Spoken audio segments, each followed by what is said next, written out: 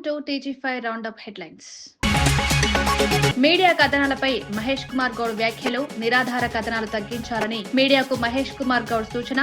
వ్యక్తిగత జీవితాలపై దాడులు సరికాదని వ్యాఖ్య. రాజకీయ విమర్శలు విధానాల వారికి అన్న మహేష్ కుమార్ గౌడ్. బాధ్యతాయుత జర్నలిజం అవసరమని మీడియాకు హితవు. గాంధీ భవన్ లో రియాజ్. Chanagani Dayakar press meet. గ్రంథాలయ పునరుద్ధరణకు కాంగ్రెస్ చర్యలు తీసుకుంటామని రియాజ్ పిలుపు. యువత చదువుపై దృష్టి పెట్టాలని చనగాని దయాకర్ పిలుపు. గ్రంథాలయాలు జ్ఞాన కేంద్రాలుగా మారాలన్న రియాజ్. విద్యా చైతన్యమే రాజకీయ బలమని వ్యాఖ్య.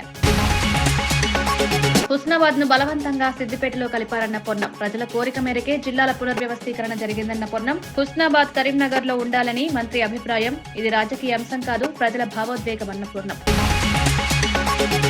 సంక్రాంతి ప్రయాణాలతో ఎంజీబీఎస్ జేబీఎస్ లో భారీ రద్దీ. సికింద్రాబాద్ నాంపల్లి స్టేషన్లో ప్రయాణికుల సందడి. అదనపు బస్సులు రైళ్లు వేసిన తగ్గని రద్దీ. పండుగకు ఊర్ల ప్రయాణాలతో నగరం కిటకిట.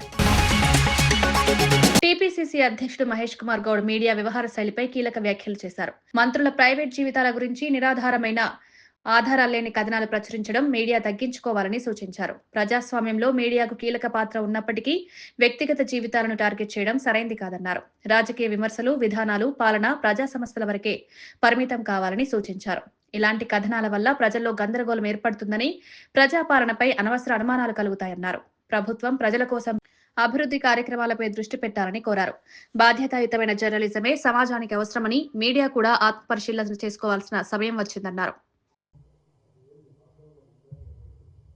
నేను వ్యక్తిగతంగా మీ అందరి విజ్ఞప్తి,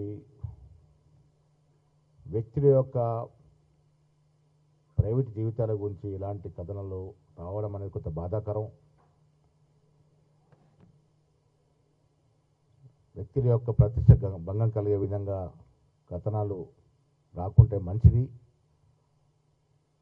వాస్తవానికి దూరంగా ఈ కథనాలు వస్తూ ఉన్నాయి.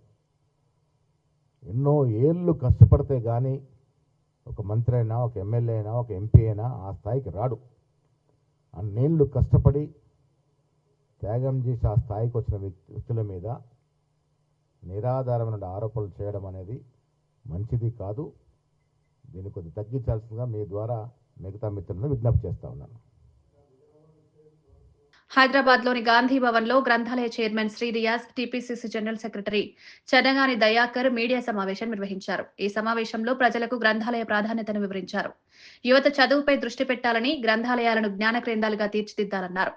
కాంగ్రెస్ ప్రభుత్వం విద్య, ఉపాధి, సామాజిక చైతన్యంపై స్పష్టమైన విధానాలతో ముందుకు సాగుతోందన్నారు. గత పాలనలో నిర్లక్ష్యానికి గురైన గ్రంథాలయ వ్యవస్థను పునరుద్ధరించేందుకు చర్యలు తీసుకుంటున్నామన్నారు. ప్రజలకు ఉపయోగపడే కార్యక్రమాల ద్వారానే రాజకీయ విశ్వసనీయత పెరుగుతుందని పేర్కొన్నారు. రాబోయే రోజుల్లో మరిన్ని అవగాహన కార్యక్రమాలు చేపడతామని వెల్లడించారు. రాష్ట్రపతి ఉంటారు, వైస్ ఛాన్సలర్ని కేంద్ర ప్రభుత్వం నియమిస్తుంది. కొంచెం నియామకాల్లో కానీ దానికి సంబంధించిన విస్తరణలో కానీ రాష్ట్ర ప్రభుత్వానికి ఎట్లాంటి ప్రమేయం ఉండదు. ఇది వాస్తవం. కానీ హైదరాబాద్ నగర అభివృద్ధి, తద్వారా తెలంగాణ అప్పుడు ఉమ్మడి ఆంధ్రప్రదేశ్ అభివృద్ధి కోసము రాష్ట్ర ప్రభుత్వం ఆ భూమిని ఉర్దూ యూనివర్సిటీకి ఇచ్చింది, 200 ఎకరాల భూమి. కానీ క్యాజువల్గా పరిపాలనలో సాధారణ అంశంగా రాష్ట్ర ప్రభుత్వం నుంచి కేటాయించబడే భూమి నిజంగా వినియోగంలో ఉందా లేదా, అది మనం ఏ పర్పస్ కోసం, అంటే ఏ ఉద్దేశం కోసం ఆ భూమిని మనం కేంద్ర ప్రభుత్వ సంస్థకు అప్పచెప్పామో కోసము సహజంగా పరిపాలనలో భాగంగా కలెక్టరు ఆ భూమి వినియోగం మీద సాధారణ పరిపాలన ఉత్తర్వు ఇస్తాడు. ఆ భూమి మీద మీరు ఏ మేరకు దాన్ని వినియోగంలో తీసుకున్నారు, భవిష్యత్తులో ప్రణాళిక ఏంటని. అందులో నేపథ్యంలోనే రంగారెడ్డి జిల్లా కలెక్టరు ఉర్దూ యూనివర్సిటీకి ఆ మొత్తం భూమి వినియోగానికి సంబంధించిన వివరాలు ఇవ్వని చెప్పాడు. అది ఒక టెక్నికల్ ప్రక్రియ, ఒక అడ్మినిస్ట్రేటివ్ ప్రక్రియ, ఒక పరిపాలనా ప్రక్రియ. దానికి ఉర్దూ యూనివర్సిటీ వైపు నుంచి మా యూనివర్సిటీ విస్తరిస్తుంది, రెగ్యులర్ కోర్సెస్తో పాటుగా మేము డిస్టెన్స్ ఎడ్యుకేషన్లో కోర్సెస్ని మేము లాంచ్ చేశాం. కాబట్టి ఈ భూముల వినియోగాన్ని మేము సక్రమంగా వినియోగించుకొని చెప్పారు. దాంతో ఇష్యూ క్లోజ్ అయిపోయింది. ఆ క్లోజ్ అయిపోయిన ఇష్యూను ముగిసి ఒక శుభప్రదంగా ప్రతి రిపోర్ట్ వచ్చిన ఇష్యూను కేవలం పొలిటికల్ లైట్ చేయడం కోసమే కేటీఆర్ గారు నిన్న కొంతమంది డమ్మీ విద్యార్థులతోటి, ఆ యూనివర్సిటీ సంబంధం లేని వాళ్ళతోటి ఒక ప్రెస్ మీట్ ఏర్పాటు చేసి మొత్తం కాంగ్రెస్ ప్రభుత్వం రేవంత్ రెడ్డి గారి నేతృత్వంలో ఆ భూమి అంతా గుంజుకున్నట్టుగా, ఖైరతాబాద్ డీసీసీ నాయకులు గాంధీ భవన్ లో మీడియా సమావేశం నిర్వహించారు. స్థానిక సమస్యలు, పార్టీ బలోపేతం, రానున్న ఎన్నికలపై వ్యూహాలపై వారు మాట్లాడారు. కాంగ్రెస్ ప్రభుత్వం ప్రజల సమస్యల పరిష్కారమే లక్ష్యంగా పనిచేస్తోందన్నారు. నియోజకవర్గ స్థాయిలో పార్టీ కార్యకర్తలను మరింత చురుకుగా పనిచేయించేలా కార్యాచరణ రూపొందిస్తున్నామన్నారు. ప్రజలతో నేరుగా అనుసంధానం పెంచుకునేందుకు పాదయాత్రలు, సమావేశాలు నిర్వహించనున్నట్లు వెల్లడించారు. ప్రత్యర్థి పార్టీల విమర్శలకు సమాధానం ఇవ్వడమే కాకుండా పాలన ద్వారా ప్రజల విశ్వాసాన్ని గెలుచుకోవడమే ముఖ్యమన్నారు. ఖైరతాబాద్ అభివృద్ధికి ప్రభుత్వం ప్రత్యేక శ్రద్ధ చూపుతోందని స్పష్టం చేశారు. ఉపాధి కోసం వీరు వలస వెళ్ళిండ్రు, వేరే రాష్ట్రాల్లో పని చేసుకోవడానికి పోయినరు అని చెప్పంగానే ఆ రోజు ఆవిడ ఎంతో చెల్లించిండ్రు. అప్పుడే సోనియా గాంధీ గారు నిర్ణయించుకున్నారు, ఈ దేశం నిజంగా అభివృద్ధి చెందాలంటే ఈ దేశ అట్టడుగు వర్గాలు, పేద ప్రజానికం ఏ రోజైతే బాగుపడతారో ఆ రోజే ఈ దేశం అభివృద్ధి చెందుతుంది అని చెప్పేసి వారు విశ్వసించి మనం ఈ పేద ప్రజల కోసం ఏమన్నా చెయ్యాలి అని చెప్పేసి ఆ రోజు దేశంలో ఉన్న అత్యున్నత అధికారులను కూర్చోబెట్టి మనం ఏ విధంగా వీరికి సహాయపడతాము అని చెప్పేసి ఒక చర్చ తెరలేపి Mahatma Gandhi rural employment guarantee act అనే ఒక స్కీమ్ని మరి వారు తీసుకొచ్చిండ్రు. అప్పటి కాంగ్రెస్ పార్టీ నుంచి ఈ దేశ ప్రధానిగా పనిచేస్తున్నటువంటి మన్మోహన్ సింగ్ గారికి వారు సిఫార్సు చేసి వారి ద్వారా దీనికి చట్ట రూపాన్ని వారు అందించి ఈ దేశ పేద ప్రజలను ఆదుకున్నారు గౌరవ సోనియా గాంధీ గారు. సంక్రాంతి పండుగకు సొంతూళ్లకు వెళ్తున్న ప్రయాణికులతో హైదరాబాద్ విజయవాడ జాతీయ రహదారి తీవ్ర రద్దీకి గురైంది. శనివారం ఉదయం నుంచే వాహనాలు వరుసగా నిలిచిపోయాయి. ముఖ్యంగా చౌటుప్పల్, పంతంగి టోల్ ప్లాజాల వద్ద కిలోమీటర్ల మేర ట్రాఫిక్ జామ్ ఏర్పడింది. పండుగ సెలవులు ప్రారంభం కావడం, ఒకేసారి వేలాది మంది ప్రయాణం చేయడం, హైవేపై కొనసాగుతున్న నిర్మాణ పనులు రద్దీకి కారణమయ్యాయి. ట్రాఫిక్ లో చిక్కుకున్న ప్రయాణికులు గంటల తరబడి వేచి చూడాల్సి వచ్చింది. ఈ పరిస్థితిలో పోలీసులు రంగంలోకి దిగి ప్రత్యామ్నాయ మార్గాలను సూచించారు. ట్రాఫిక్ ను క్రమబద్దీకరించేందుకు ప్రత్యేక బృందాలను మోహరించారు. ప్రయాణికులు సహనం పాటించాలని, పోలీసుల సూచనలను అనుసరించాలని అధికారులు కోరారు.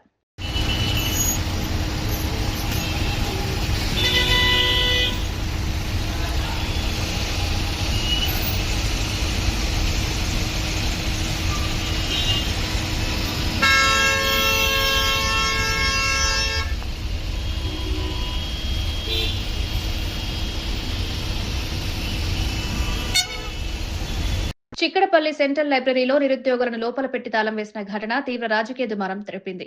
జాబ్ క్యాలెండర్ విడుదల చేయాలని డిమాండ్ చేస్తూ నిరుద్యోగులు ఆందోళన చేపట్టారు. ప్రభుత్వ హామీలు అమలు కాకపోవడంపై ఆగ్రహం వ్యక్తం చేశారు. కాంగ్రెస్ ప్రభుత్వం వచ్చి 2.5 సంవత్సరాలైనప్పటికీ కేవలం కొద్ది ఉద్యోగాలే ఇచ్చిందని ఆరోపించారు. తామిచ్చిన ఓటుకు ప్రతిఫలం దక్కలేదని ఆవేదన వ్యక్తం చేశారు. ఈ ఘటన ప్రజాపాలనపై ప్రశ్నలు లేవనెత్తిందని విమర్శకులు వ్యాఖ్యానించారు. నిరుద్యోగుల సమస్యను ప్రభుత్వం గంభీరంగా పరిగణించాలని డిమాండ్ పెరుగుతోంది. ఈ అంశం రాష్ట్ర రాజకీయాల్లో కీలక చర్చగా మారింది. మీటింగ్లలో చెప్పేస్తుంటారు, కానీ ఆ విధంగా మీరు చెప్పిస్తున్న మంచిదా కాదని మీరే ఒకసారి తెలుసుకోవాలి. అంటే రేవంత్ రెడ్డి ఏం చెప్తున్నాడు అంటే ఆయన పేరు తక్కువ, ఆయన రేవంత్ రెడ్డి కాదు, పనికి మాలిన రెడ్డి. ఆయన పేరు తక్కువ, ఆయన అసలు ఆయన మాట మీద ఆయన నిలబడాడు. ఆయన పేరు పెట్టక అసలు ఆయన పేరు ఎత్తుతున్నంత చిరాకు మన ముఖ్యమంత్రి కాదే. ముఖ్యమంత్రి కాబట్టే కదా మేము పేరు ఎత్తకని చెప్తున్నాం. మేము నమ్మి కదా ఆయన ఓటేసింది. ముఖ్యమంత్రి మేము ఓటేస్తేనే కదా ముఖ్యమంత్రి అయ్యిండు. ఎక్కడ ఏ జిల్లా మీది? మాది వికారాబాద్, నాలుగు కొడంగలే. కొడంగలేనా? కొడంగలే. నేను ఓటేసినందుకే ఆయన పేరు ఎత్తకని చెప్తున్నా. ఎందుకట్లా? ఎందుకంటే మాకు ఎంత ఎమ్మెల్యే అన్న జీవితం నాశనం చేస్తున్నారు. ఎందుకంటే మాకు ఇప్పుడు ఏజ్ 30 దాకా వచ్చింది. ఇప్పుడు మేము చదువుకొని ఇప్పుడు ఏడికి వెళ్ళాలన్నా మాకు బయట జాబులు లేక, అవును ప్రైవేట్ రంగంలో ఉద్యోగాలు కల్పిస్తున్నామంటారు. ఎక్కడ ప్రైవేట్ రంగంలో ఉద్యోగాలు ఏడున్నాయి చూపెట్టండి. అరే బయట ప్రైవేట్ రంగంలో ఉద్యోగాలకు వెళ్తే, ప్రైవేట్కి వెళ్తే కానీ అరే భయ్ మేము 10,000 ఇస్తాం చేస్తే చేయండి, లేకపోతే ఎలాంటి భయ అంటారు. మీకు ఎగ్జాంపుల్ కూడా చూపిస్తా. ఉద్యోగాలు ఎక్కువ ధర్నాలు చేస్తున్నట్టు కదా, వద్దు నోటిఫికేషన్. ఏ పనికి మాలిన అంటున్నారు ఉద్యోగాలు ఎక్కువైనా. ఒకసారి మీరు ముఖ్యమంత్రి రేవంత్ రెడ్డి అదే వీరికి వచ్చిన చూడదా, నీకు ఎవరన్నా నువ్వు వేసినావా, ఏ ఉద్యోగాలు వేసినావు, నువ్వు ఉద్యోగాలు ఎక్కువైనా అని ఏ వేసినావా అని మిమ్మల్ని ఎవరో ఒకరు ఒక మాట అంటే మా ఫ్యామిలీ అన్నారని చెప్పి అసెంబ్లీ సాక్షిగా గుడ్డలు కూడా తీసి కొడతా అని చెప్పినావు. ఈ రోజు నువ్వు మమ్మల్ని మాట ఇచ్చి ఇప్పుడు మోసం చేస్తున్నావు. నిన్ను ఏం కూడా తీసి కొట్టాలి ఈ రోజు నిన్ను. మంత్రి కోమటిరెడ్డి వెంకటరెడ్డి తనపై వచ్చిన సోషల్ మీడియా వార్తలను తీవ్రంగా ఖండించారు. నల్గొండ మంత్రికి మహిళా అధికారికి మధ్య సంబంధాలంటూ వస్తున్న ప్రచారం పూర్తిగా అవాస్తవమన్నారు. తాను మంత్రయ్యాక నల్గొండలో కలెక్టర్లు మారడం ముఖ్యమంత్రి నిర్ణయమని స్పష్టం చేశారు. మహిళా అధికారుల బదిలీలపై తనకు ఎలాంటి పాత్ర లేదన్నారు. ఇలాంటి తప్పుడు వార్తలతో ప్రభుత్వ ప్రతిష్టను దెబ్బతీయాలని ప్రయత్నిస్తున్నారని విమర్శించారు. ముఖ్యమంత్రి రేవంత్ రెడ్డి రోజుకు 24 గంటలు పనిచేసే నాయకులని ప్రశంసించారు.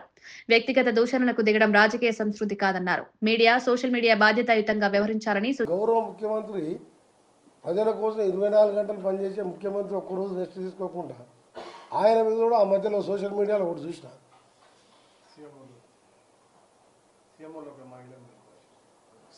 సీఎంఓ మహిళది ఒకటి, అంతకంటే ముందు ఇంకా ఘోరమైన వీడియో చూసినాం.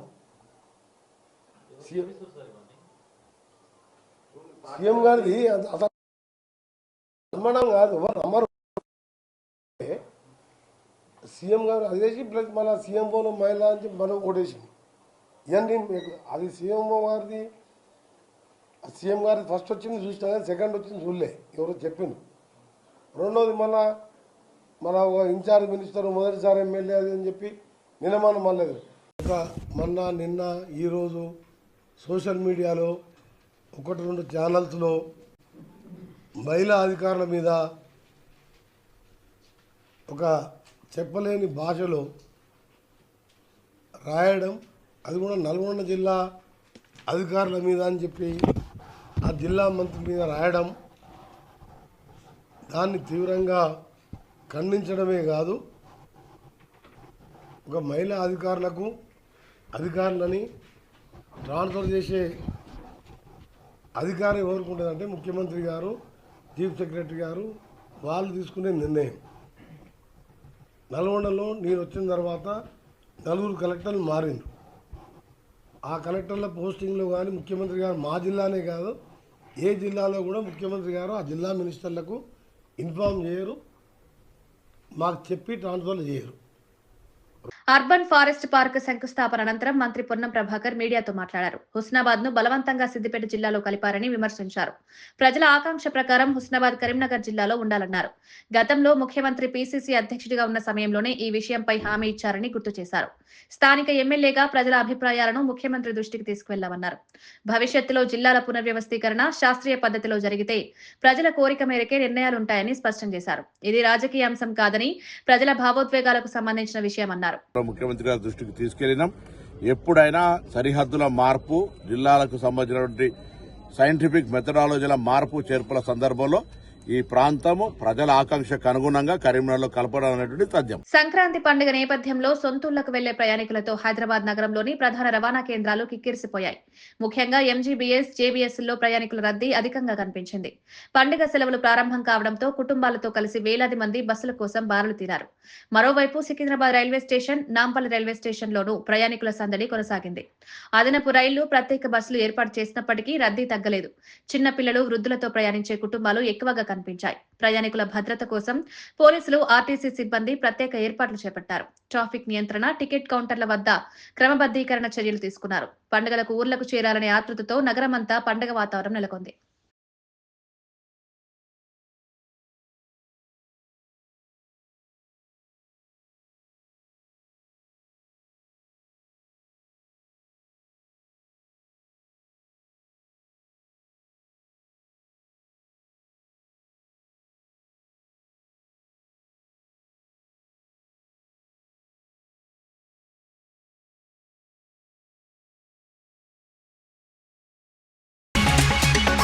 మీడియా కథనాలపై మహేష్ కుమార్ గౌడ్ వ్యాఖ్యలు, నిరాధార కథనాలు తగ్గించాలని మీడియాకు మహేష్ కుమార్ గౌడ్ సూచన, వ్యక్తిగత జీవితాలపై దాడులు సరికాదని వ్యాఖ్య, రాజకీయ విమర్శలు విధానాల వారికి అన్న మహేష్ కుమార్ గౌడ్, బాధ్యతాయుత జర్నలిజం అవసరమని మీడియాకు హితవు. గాంధీ భవన్ లో రియాజ్, చనకాని దయాకర్ ప్రెస్ మీట్. గ్రంథాలయ పునరుద్ధరణకు కాంగ్రెస్ చర్యలు తీసుకుంటామని రియాజ్ పిలుపు. యువత చదువుపై దృష్టి పెట్టారని చనగాని దయాకర్ పిలుపు. గ్రంథాలయాలు జ్ఞాన కేంద్రాలుగా మారాలన్న రియాజ్. విద్యా చైతన్యమే రాజకీయ బలమని వ్యాఖ్య. హుస్నాబాద్ ను బలవంతంగా సిద్దిపేటలో కలిపారన్న పొన్నం. ప్రజల కోరిక మేరకే జిల్లాల పునర్వ్యవస్థీకరణ జరిగిందన్న పొన్నం. హుస్నాబాద్ కరీంనగర్ లో ఉండాలని మంత్రి అభిప్రాయం. ఇది రాజకీయ అంశం కాదు, ప్రజల భావోద్వేగమన్న పొన్నం. సంక్రాంతి ప్రయాణాలతో ఎంజీబీఎస్, జేబీఎస్లో భారీ రద్దీ. సికింద్రాబాద్ నాంపల్లి స్టేషన్లో ప్రయాణికుల సందడి. అదనపు బస్సులు, రైళ్లు వేసిన తగ్గని రద్దీ. పండుగకు ఊర్ల ప్రయాణాలతో నగరం కిటకిట.